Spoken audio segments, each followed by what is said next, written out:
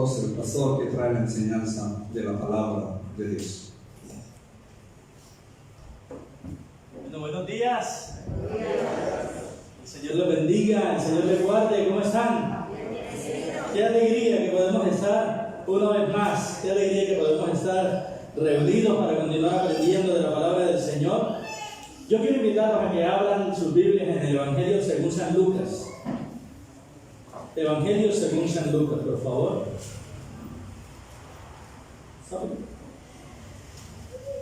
Evangelio según San Lucas.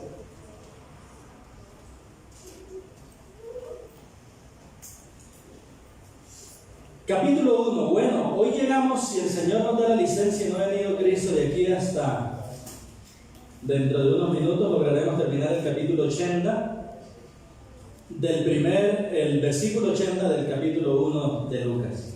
Muy bien, ubicados ahí, quiero que pensemos en algo y digamos si se identifican conmigo.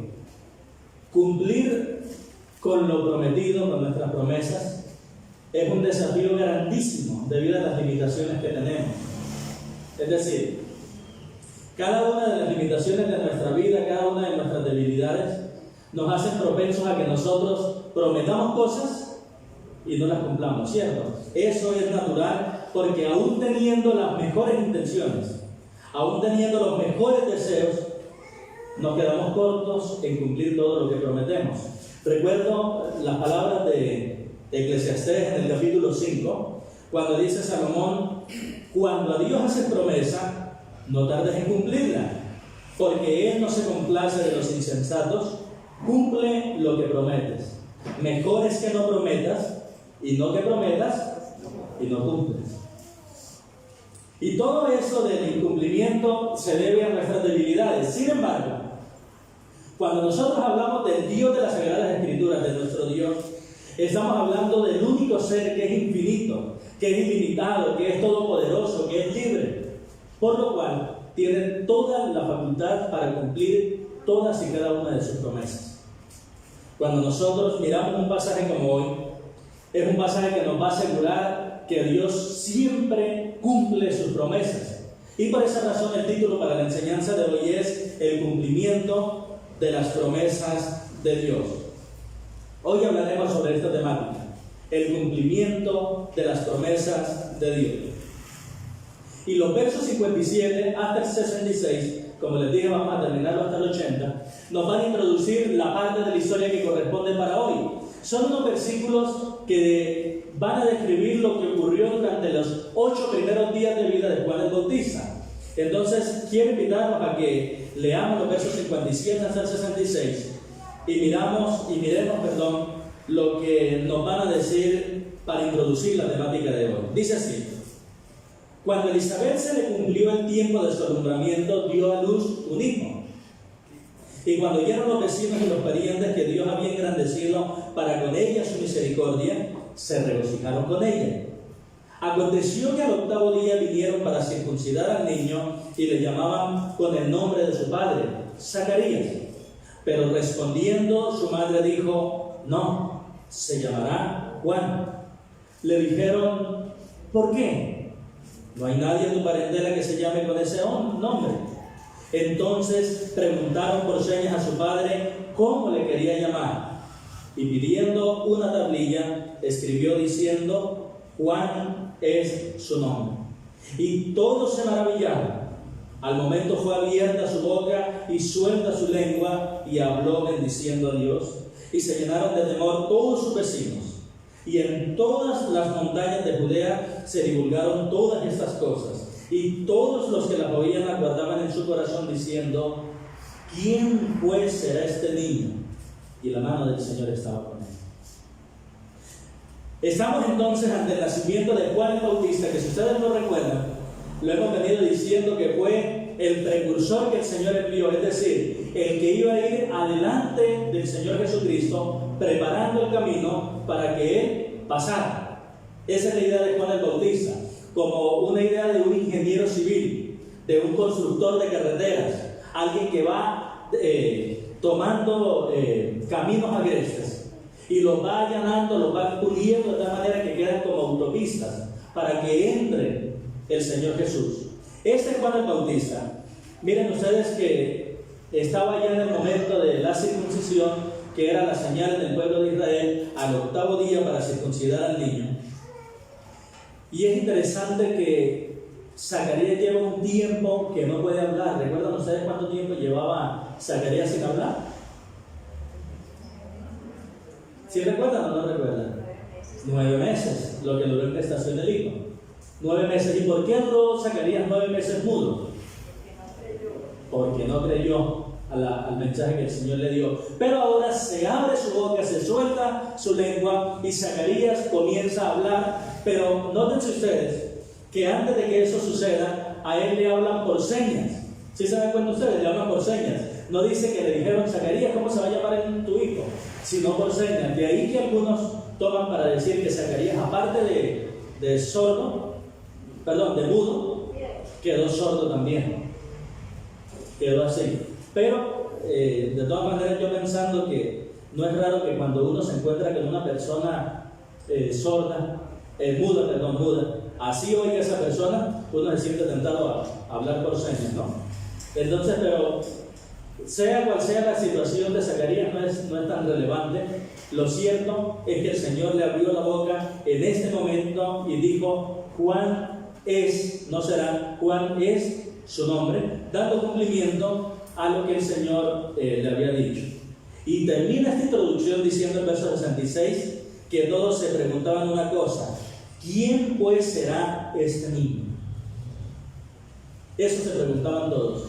¿Quién pues será este niño? Pues bien, esto que viene de aquí en adelante es lo que se conoce o se presenta como la profecía de Zacarías. Y esta profecía de Zacarías va a tener dos ideas principales. La profecía de Zacarías va a tener dos ideas principales. La primera profecía se va a realizar, o la primera parte de la profecía va a hablarnos acerca del Señor Jesús. Y la segunda parte de la profecía nos va a hablar acerca de Juan el Bautista. Observen ustedes que el verso 67 dice: y Zacarías su padre fue lleno del Espíritu Santo y profetizó. Es decir, lo que vamos a estudiar hoy es esa profecía que dijo Zacarías, controlado, lleno por el Espíritu Santo. Y como les decía, esa profecía consta de dos partes. La primera parte habla del Señor Jesucristo y la segunda parte de Juan el Bautista. Es decir, la primera parte del Salvador del mundo y la segunda parte del que le prepararía el camino al Salvador del mundo. ¿Sí vamos bien hasta ahí, mis hermanos? Entonces, el desarrollo de esta profecía nos va a mostrar que Dios siempre cumple sus promesas, que cuando Dios habla una cosa hay plena certeza y nuestro corazón puede descansar confiado en que Él lo cumplirá. Y por esa razón, el título de la enseñanza para hoy: el cumplimiento de las promesas de Dios. Habiendo dicho eso, quiero que consideremos en primer lugar que Dios cumplió su promesa de enviar al Señor Jesús. Dios cumplió su promesa de enviar al Señor Jesús. Versículo 67. Y Zacarías su padre fue lleno del Espíritu Santo y profetizó diciendo. Yo quiero que observemos algo. Ustedes se han dado cuenta que en lo que hemos venido estudiando de Lucas se ha mostrado mucho la obra del Espíritu Santo. Se han dado cuenta que nos ha dicho que el Espíritu Santo llenó a Juan el Bautista desde el vientre de su madre, que el Espíritu Santo llenó a Elizabeth para que ella pudiera alabar al Señor, que el Espíritu Santo llenó a Zacarías para que pudiera profetizar, que es lo que vamos a estudiar hoy, y que el Espíritu Santo vino con poder sobre la Virgen María para que ella pudiera concebir en su vientre. ¿Qué indica eso? Yo quiero hacer aquí un llamado a lo siguiente, hermano.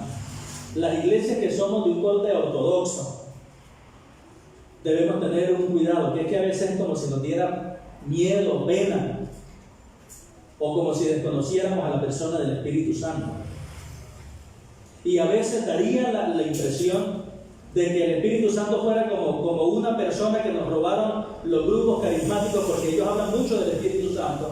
Pero recordemos, mis amados, el Espíritu Santo es la tercera persona de la Trinidad, es aquella que nos dio vida nueva, es aquella que nos selló con su presencia y es aquella que es la garantía de que le pertenecemos a Dios por toda la eternidad. Por eso, en la medida que avancemos en el estudio de Lucas, una de las cosas que vamos a apreciar es la persona y la obra del Espíritu Santo, y seguramente va a producir en nosotros una confianza mayor en Dios, de tal manera que en nosotros pueda manifestarse también el poder de Dios a través de su Espíritu. Eso quería darlo como manera de paréntesis, porque es útil considerar que Zacarías fue lleno del Espíritu Santo. Dice, y profetizó diciendo. ¿De qué se trata la profecía de Zacarías en esta primera parte? Como lo dice el título del Señor Jesús. Pero ¿qué tiene por enseñarnos Zacarías acerca del Señor Jesús? Por un lado, mis estimados, que el Señor Jesús es el poderoso Salvador. Noten ustedes que el versículo 68 dice: bendito el Señor Dios de Israel, que ha visitado y redimido a su pueblo y nos levantó un poderoso Salvador en la casa de David su siervo. ¿Se dan cuenta? Identifican la expresión poderoso Salvador. Por esa razón es que tomamos de ahí para enunciar que el Señor Jesús es el poderoso Salvador. ¿Qué hace el poderoso Salvador? Miren que el verso 71 dice: salvación de nuestros enemigos. ¿Por qué razón el Señor Jesús es el poderoso Salvador? Porque el Señor Jesús es el único que nos da salvación de nuestros enemigos. Y usted le preguntará: ¿cuáles son los enemigos que yo tengo? ¿Mi vecino, mi compadre, mi amigo? No. Todos los seres humanos tenemos 4 enemigos en común: el mundo, la carne, que es el mismo pecado, Satanás, el diablo, y el cuarto, la muerte. Esos son los 4 enemigos que tenemos: Satanás, el mundo, la carne y el diablo. Vamos a mirar qué hizo el Señor Jesús con cada uno de esos 4 enemigos que tiene la humanidad.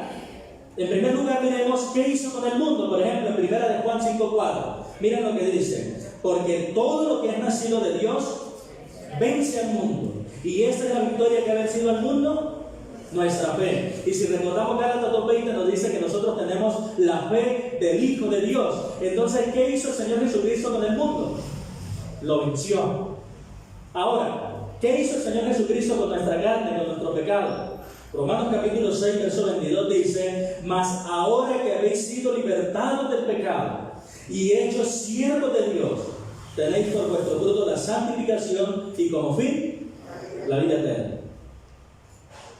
¿Qué hizo el Señor Jesucristo con nuestra condición de pecado que antes teníamos antes de venir a Él? Nos libertó. Y por supuesto, para yo poder liberar a una persona, tengo que vencer al que lo tiene secuestrado. ¿Qué indica eso? Que nuestro Señor venció también el pecado. ¿Qué hizo el Señor Jesucristo con el otro enemigo, Satanás? Hebreos capítulo 2, verso 14 nos dice: así que, por cuanto los hijos participaron de carne y sangre, es decir, somos humanos, Él también participó de lo mismo, para destruir por medio de la muerte al que tenía el imperio de la muerte, esto es, ¿cómo venció el Señor Jesucristo a Satanás? Muriendo en la cruz y resucitando con poder. Según este versículo, el diablo es un enemigo que el Señor ya destruyó, porque dice para destruir. Y el cuarto enemigo, la muerte, que está en 1 Corintios 15, cuando dice: y el postrer enemigo que será destruido es la muerte. Piensen en esto. ¿Quién es el único que ha logrado vencer al mundo, vencer al pecado, vencer al diablo y vencer la muerte? Solamente Jesucristo, el Hijo de Dios. Por esa razón, Él es el Salvador que tú necesitas. Mira, estoy pensando mientras leemos estos versículos que quizás tú eres de las personas que piensan: yo quiero dejar este pecado que por tanto tiempo he tenido y no lo he podido dejar. Déjame decirte, el Señor Jesús ya venció el pecado. Quizás tú eres una persona que dice: pastor, yo estoy muy envuelto en todas las fantasías que ofrece el mundo. El Señor Jesucristo ya venció el mundo y te ofrece una mejor realidad con Él. Quizás tú eres de las personas que sienta pavor o terror con el simple hecho de nombrar al diablo o de nombrar a Satanás. El Señor Jesucristo ya venció a Satanás. O tal vez tú eres de las personas que queda congelada por el hecho: me voy a morir. el Señor Jesucristo ya venció la muerte. Mi querido, mi querida, el Señor Jesucristo es el Salvador que tú necesitas, porque Él es el poderoso vencedor sobre todos nuestros enemigos. Estos son tus enemigos, no las personas que te rodean, son estos. Y la buena noticia es que Jesucristo ya lo venció por ti. Si tú pones la fe en Él, todos estos serán enemigos vencidos para ti también. El cristiano no es un ser superpoderoso que vence él mismo todo esto. El cristiano es una persona que ha reconocido que es débil y por eso ha creído en Jesucristo, para que la fuerza de Él lo sostenga. Por esas razones que decimos que el Señor Jesús es el poderoso Salvador. Pero además de eso, la profecía de Zacarías, que sigue anunciando lo que el Señor Jesucristo, el cumplimiento de las promesas de Dios, nos dice también que el Señor Jesús fue profetizado. ¿Qué indica eso? Que el Señor Jesús no fue un personaje de última hora que salió. Él fue profetizado, verso 70 al 73. ¿Por qué sabemos que Él fue profetizado? Mira el verso 70. Como habló por boca de sus santos profetas que fueron desde el principio. Quedémonos un momentico ahí. Como habló por boca de sus santos profetas que fueron desde el principio. ¿Qué quiere decir eso? ¿Cuáles santos profetas? Los que tienes en la Biblia: Isaías, Jeremías, Ezequiel, Daniel, Oseas, Joel, Amós. Y tenemos que devolvernos antes de ellos y llegar nada más y nada menos que al escritor del Pentateuco, Moisés. Todos esos profetas, ¿qué quiere decir? Que cuando tú lees todo el Antiguo Testamento, cuando tú lees el Pentateuco, cuando tú lees los libros históricos, cuando tú lees los libros poéticos, cuando tú lees los libros proféticos, todos están anunciando algo: viene el Salvador, viene el Salvador, viene el Salvador. Y lo que Zacarías está diciendo aquí es: el Salvador ya llegó. Por eso Jesucristo fue profetizado. Por esa razón, la persona que cree en Jesucristo no está creyendo en fábulas, sino en la única historia verdadera y ciertísima de cómo el hombre llega a ser salvo. Verso 70 lo volvemos a leer. Como habló por boca de sus santos profetas que fueron desde el principio. ¿Qué haría el Señor? Sería la salvación de nuestros enemigos y de la mano de todos los que nos aborrecieron, para hacer misericordia con nuestros padres y acordarse de su santo pacto, del juramento que hizo Abraham nuestro padre, que nos había de conceder. ¿Se dan cuenta cómo resaltan las expresiones como habló, acordarse, juramento? Porque todo eso nos enseña que el Señor Jesús fue profetizado. Entonces esta profecía de Zacarías nos presenta al Señor Jesús como el poderoso Salvador. Nos presenta al Señor Jesús como alguien que fue anteriormente profetizado en las Escrituras. Y también nos presentan al Señor Jesús, que el Señor Jesús merece ser servido. Observen ustedes el verso 74 y 75. Lo voy a leer y yo quiero que me digan ustedes cuántos verbos aparecen en los dos versículos. ¿Cuántos verbos aparecen en los dos versículos? Versos 74 y 75. Que librados de nuestros enemigos, sin temor le serviríamos en santidad y en justicia delante de Él todos nuestros días. ¿Cuántos verbos tienen esos dos versículos? Esta es una pregunta que espero que me respondan. ¿Cuáles dos? Librados, aunque viene del verbo librar, ahí no tiene función de verbo sino de adjetivo. La condición en la cual estamos nosotros, librados. Entonces el único verbo que hay es: ¿por qué será que después de hablar de cómo el Señor Jesús es el gran Salvador, el poderoso Salvador, de que ese Señor Jesús fue profetizado, termina con dos versículos que tienen un solo verbo: serviríamos? ¿Qué nos enseña eso? Que la razón por la cual el Señor salva a su pueblo es para que éste le sirva. Así de sencillo. ¿Para qué nos salvó el Señor usted? Para que usted le sirva. ¿Y cómo le serviríamos? Miren ustedes cómo esos dos versículos, la idea principal es que le serviríamos, y el resto, lo que está en los dos versículos, nos enseñan cómo se le sirve al Señor. ¿Cómo se le sirve al Señor? Verso 74. librados de nuestros enemigos. ¿Qué quiere decir? Que un creyente no le sirve al Señor estando bajo aquellos enemigos, el mundo, la carne, el pecado. No. Un creyente le sirve al Señor habiendo sido liberado, estando a salvo de esos enemigos. Porque incluso el enemigo más terrible, la muerte, es una ganancia para nosotros. ¿Recuerdan Filipenses? El vivir es Cristo y el morir. Por eso librados de nuestros enemigos, así le servimos a Dios. ¿Cómo más se le sirve al Señor según el mismo verso? ¿Le serviríamos? ¿Cómo más? No, antes, porque estamos en el mismo verso.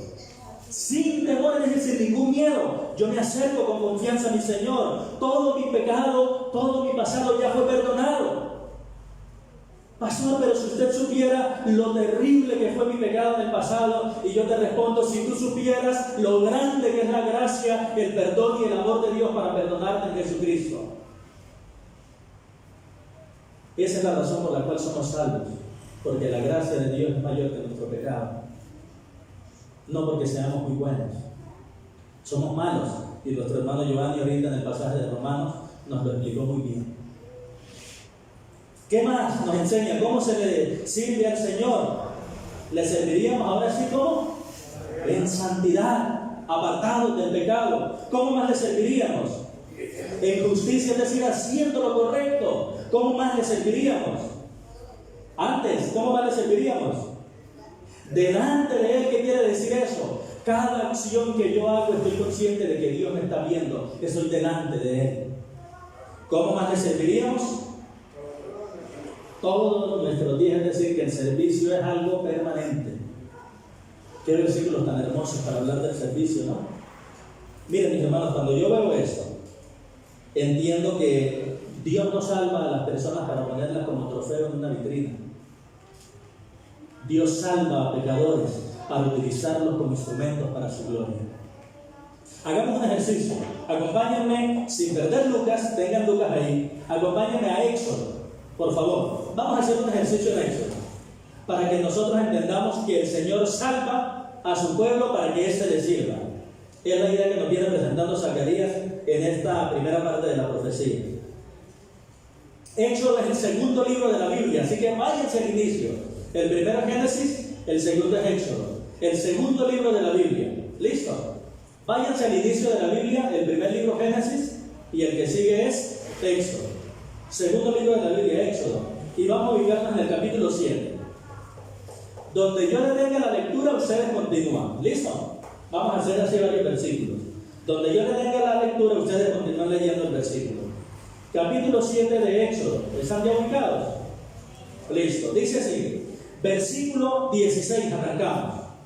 Y dile, les hablo un poquito el contexto. Está Israel en Egipto y el Señor lo va a liberar. Para que estemos ubicados. Capítulo 7, versículo 16. Y dile, Jehová el Dios de los hebreos me ha enviado a ti, diciendo, listo, deja ir a mi pueblo, ¿para qué? Muy bien, capítulo 8, versículo 1. Entonces Jehová dijo a Moisés, entra a la presencia de Faraón y dile, Jehová ha dicho así. Capítulo 8, versículo 20. Jehová dijo a Moisés, levántate de mañana y ponte delante del Faraón. He aquí él sale del río y dile, Jehová ha dicho así. Capítulo 9, versículo 1. Entonces Jehová dijo a Moisés, entra a la presencia del Faraón y dile, Jehová el Dios de los hebreos dice así. Capítulo 9, versículo 13. Entonces Jehová dijo a Moisés, levántate de mañana y ponte delante del Faraón y dile, Jehová el Dios de los hebreos dice así. Capítulo 10, versículo 3. Entonces vinieron Moisés y Aarón a Faraón y le dijeron, Jehová el Dios de los hebreos ha dicho así, ¿hasta cuándo no querrás humillarte delante de mí? ¿Se repite algo? ¿Para qué el Señor libertó a Israel de Egipto? Entonces quizás usted esté diciendo, pastor, pero esos fueron los israelitas. Nosotros no. Entonces agarremos un versículo de la iglesia, se me ocurre de pronto 1 Tesalonicenses 1:9. 1 Tesalonicenses 1:9 dice: porque ellos mismos cuentan de nosotros la manera en que nos recibisteis y cómo de los ídolos a Dios. ¿Para qué nos convertimos a Dios? El mismo principio. Esto nos enseña, mis hermanos, que la voluntad de Dios es que cada salvo le sirva. La voluntad de Dios es que cada salvo le sirva. Es decir, Dios no te salvó para que tú andes por ahí a la copa tolonga. Dios te salvó porque quiso hacer de ti un siervo para su gloria. Mira,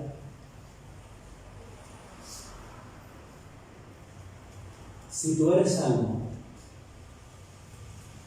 sirve al Señor con todo lo que Él te ha dado. Adivina para qué te dio el Señor dones, talentos, recursos, fuerza, vida. Adivina para qué. Solamente para eso. No pierdas tu tiempo viviendo sin servir al Señor, porque la única vida que vale la pena vivir es la vida que está entregada por completo al servicio al Señor. Y yo quiero como llamar a una corrección. Cuando hablo del servicio al Señor, yo no estoy pensando solo en actividades dentro de la iglesia. Cuando yo hablo de servicio a Dios, estoy hablando de una vida consagrada a Él 24 horas al día, 7 días a la semana. De eso estoy hablando. Entonces, ¿eres tú salvo? Sirve al Señor. Y si tú no eres salvo, ¿qué estás esperando para hacerlo? Jesucristo es el poderoso Salvador que te rescata de todos sus enemigos. Y esto es lo que nos viene enseñando Zacarías en su profecía, que el Señor Jesucristo es el poderoso Salvador que fue profetizado en las Sagradas Escrituras y que vino a libertarnos para que nosotros le sirvamos a Él. Además de decir eso, Zacarías ahorita nos va a hablar acerca de su hijo Juan y nos va a enseñar que Dios cumplió su promesa de enviar a Juan. Observen ustedes que el versículo 76, volvamos a Lucas 1, el versículo 76 arranca diciendo: y tú, niño. Esa palabra niño que aparece ahí es el equivalente al que nosotros en nuestra época digamos hijito, niñito. ¿Qué quiere decir? Que esa palabra niño es una palabra de ternura. Recuerden que ¿quién está hablando? Zacarías. ¿Y qué era Zacarías de Juan? ¿Y qué edad tenía Zacarías o en qué etapa de la vida estaba Zacarías cuando nació Juan? Vea, si hay algo chocho, es un viejito con un hijo. La hermana Codea, el hermano Henry.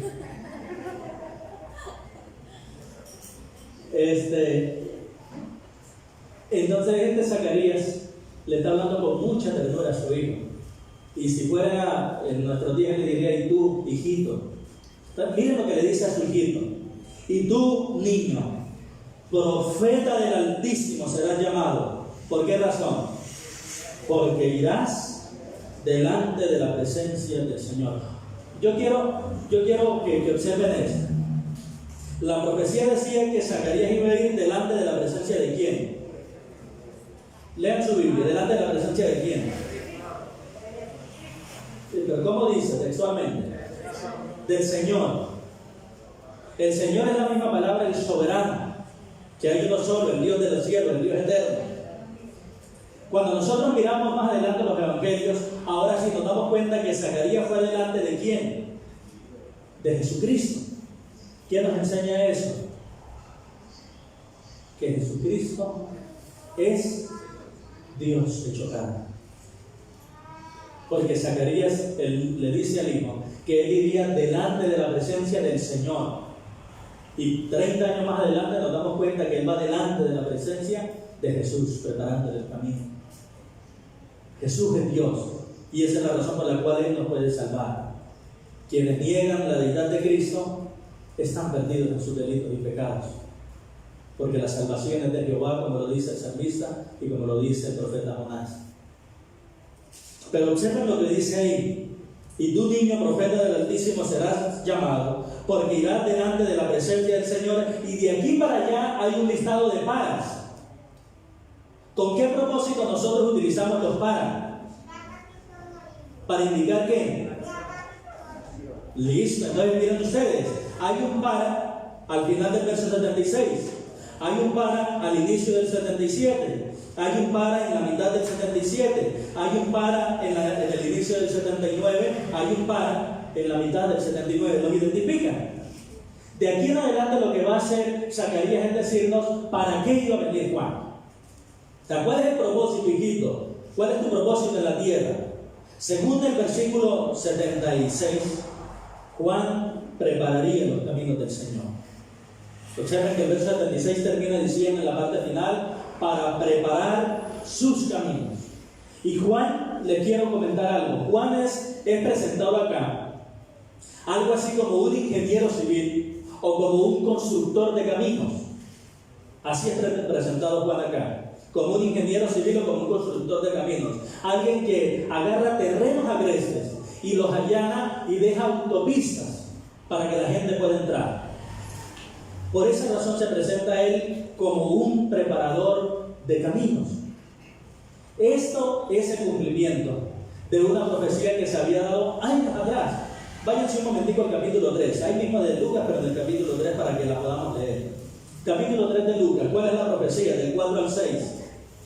Como está escrito, ojo que allá le dijo preparar los caminos del Señor, ¿lo recuerdan? Ahora miren Lucas 3:4. Como está escrito en el libro de las palabras del profeta Isaías, que dice: voz del que clama en el desierto. ¿Qué va a hacer? Preparad el camino del Señor, enderezad sus sendas, todo valle se rellenará y se bajará todo monte y collado, los caminos torcidos serán enderezados y los caminos ásperos allanados, y verá toda carne la salvación de Dios. ¿Se dan cuenta que lo presenta Juan como un hombre que construye caminos? Es decir, si el terreno está muy bajito, ¿qué hace el constructor? Lo rellena. Si está muy alto, ¿qué hace el constructor? Lo baja. Y si está muy agreste, que es la idea con mucho desnivel, ¿qué hace el constructor? Lo empareja.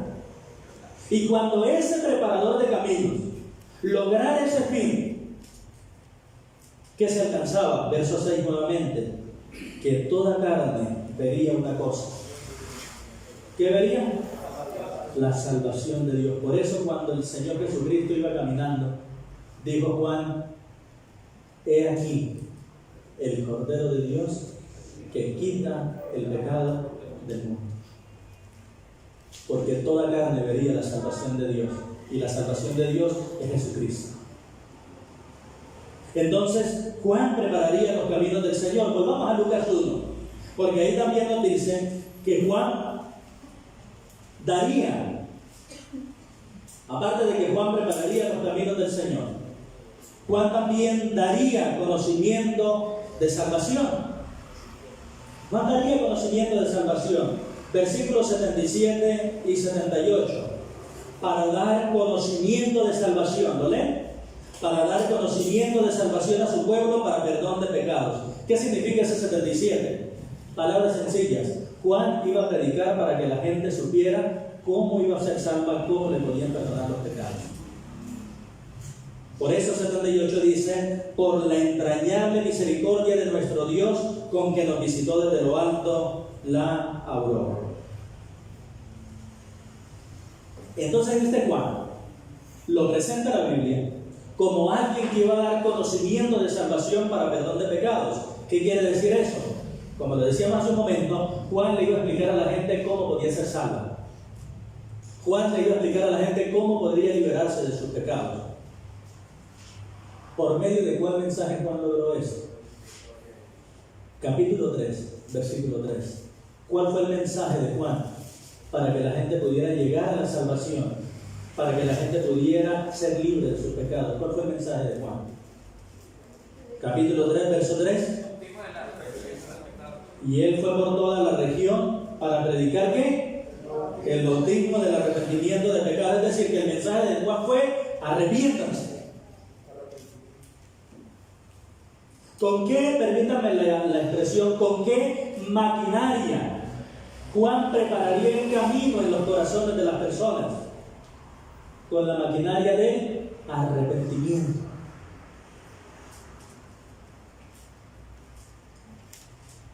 Mira, tomando la ilustración que presentan de Juan, nuestra vida es como un camino agreste, intransitable. Nuestro corazón es un camino por el cual el Señor Jesucristo no camina a causa de nuestro pecado. Pero, cuando el pecador, reconociendo su falta, sus pecados, pone su fe en Jesucristo como su Salvador, todo ese corazón queda allanado. Toda esa que antes era un camino intransitable, ahora queda como una autopista.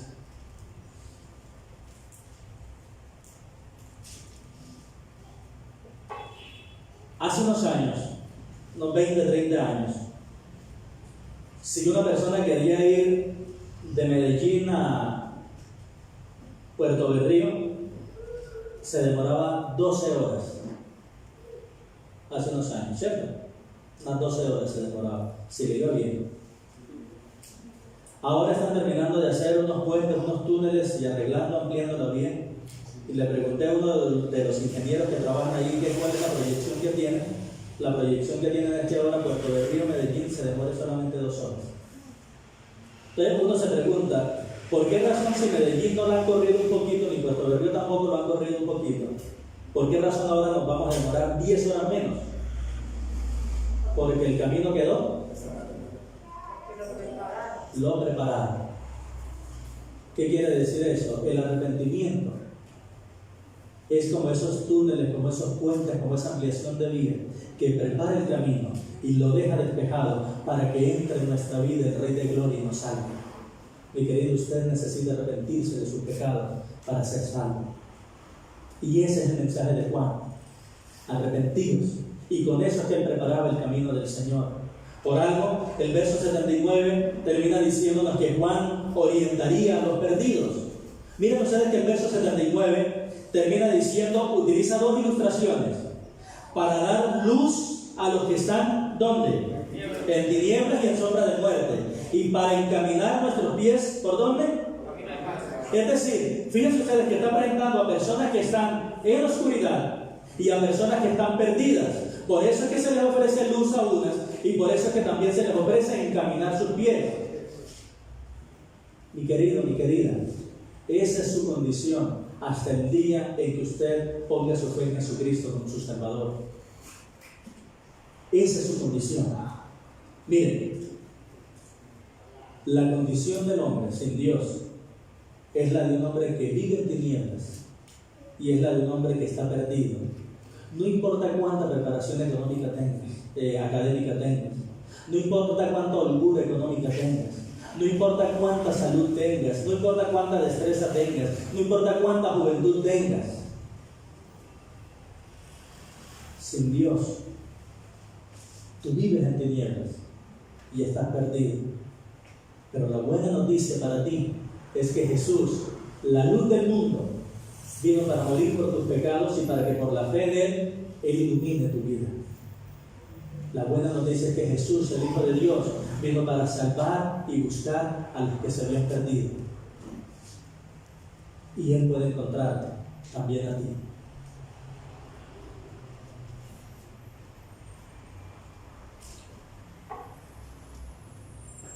Este es el mensaje que da Zacarías para hablar de la obra que haría Juan.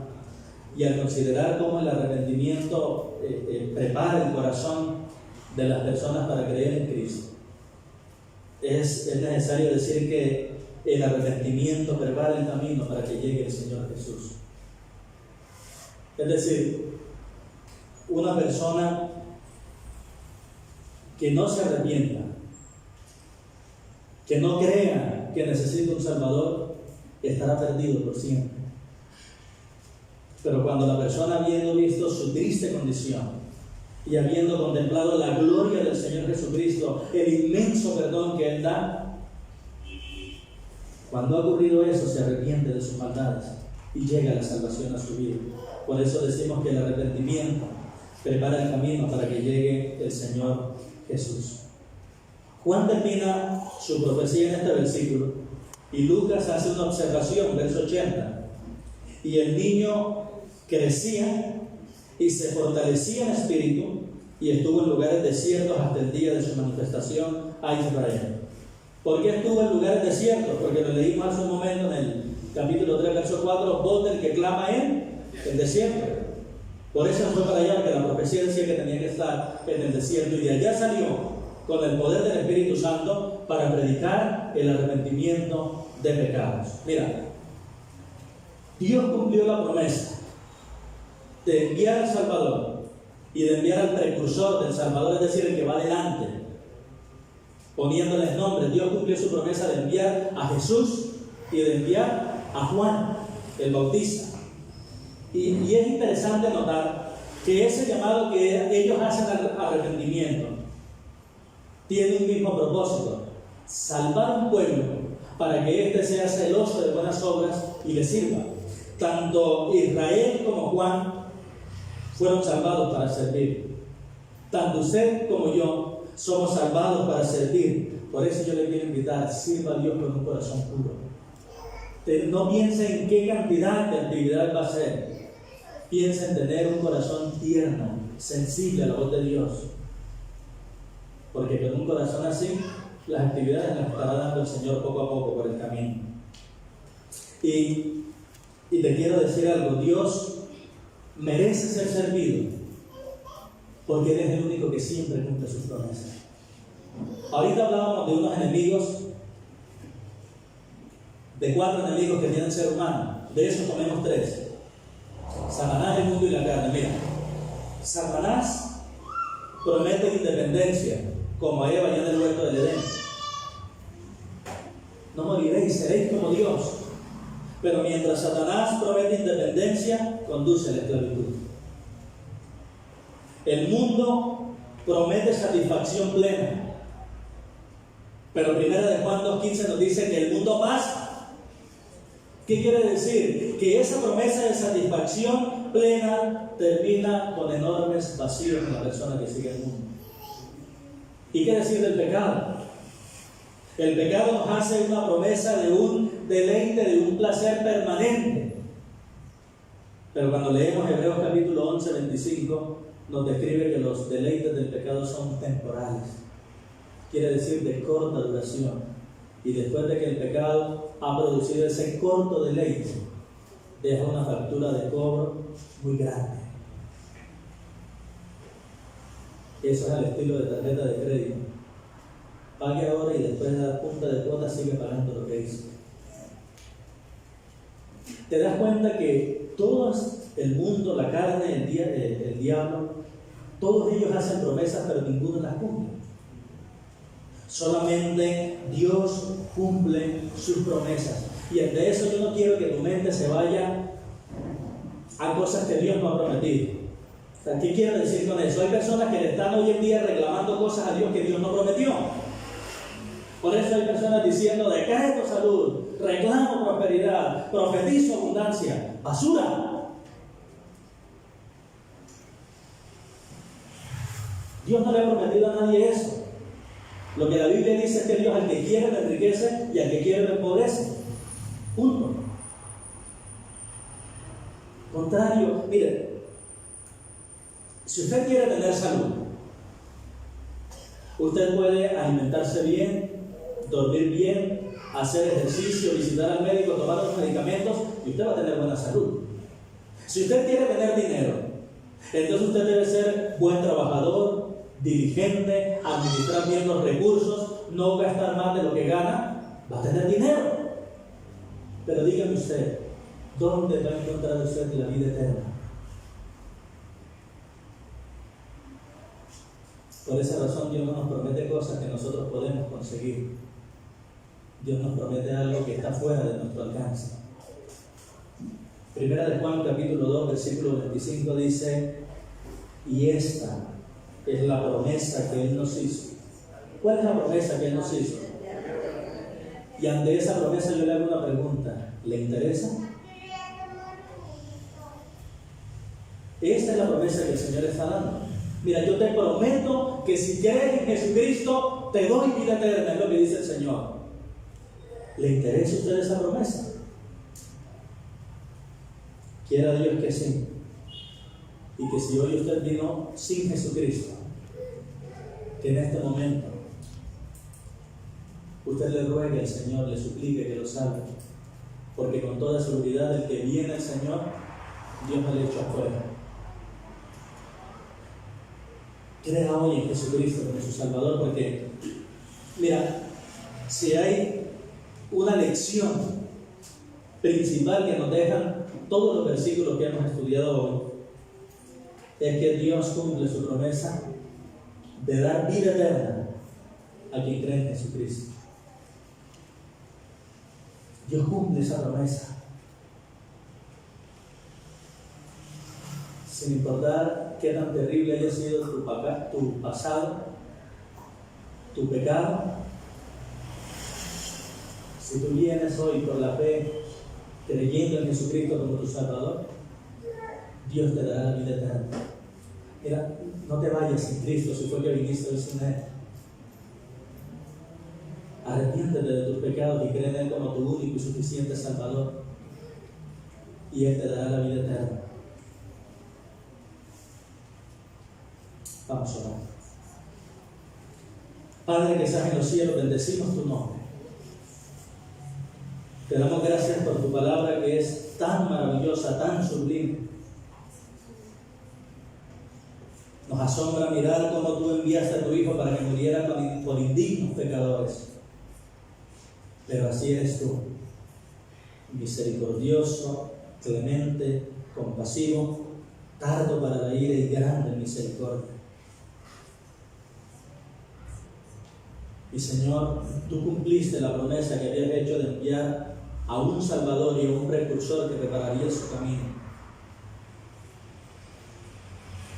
Los que ya hemos creído en Jesucristo damos fe de cuán bueno es vivir con la conciencia tranquila por haber sido perdonado por ti.